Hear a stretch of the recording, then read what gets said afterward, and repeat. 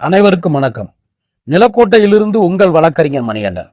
அமெரிக்காவில் மாகாணங்களுக்கான தேர்தல் முடிஞ்சிருக்கு. அதாவது இந்தியாவில் நம்ம எப்படி உள்ளாட்சி தேர்தல் அப்படின்னு சொல்லுவோமோ அதுபோல அமெரிக்காவில் மாகாண தேர்தல் அப்படின்னு சொல்றது வழக்கம். அப்படி நடைபெற்ற அந்த தேர்தலில் அமெரிக்காவினுடைய நியூயார்க் நகருடைய மேயராக இந்திய வம்சாவளியைச் சேர்ந்த ஒரு இஸ்லாமியரான சோரான் மம்தானி அப்படின்ற ஒரு நபர் வெற்றி அடைஞ்சிருக்காரு. அதுவும் ஆண்டு கொண்டு இருக்கக்கூடிய ட்ரம்பினுடைய குடியரசு கட்சியை தோற்கடிச்சு மேயரா வெற்றி பெற்றிருக்காருங்க. இதுல நம்ம பார்க்கப்பட வேண்டிய செய்தி என்னன்னு கேட்டீங்கன்னா, அமெரிக்காவில் வாழக்கூடிய அமெரிக்கர்கள் தன்னை ஆளக்கூடிய நபர் எந்த மதத்தை சார்ந்தவர், எந்த மொழியை சார்ந்தவர், அவருடைய பூர்வீகம் என்ன அப்படின்றதெல்லாம் ஆய்வு செய்ய நிறுத்திட்டு, அவர் ஒரு இஸ்லாமியராக இருந்தாலும் பரவாயில்ல, எதிர்கட்சியை சேர்ந்தவராக இருந்தாலும் பரவாயில்ல, இந்த மண்ணையும் இந்த மக்களையும் ஆள்வதற்கு தகுதியான நபரா அப்படின்னு பார்த்திருக்காங்க.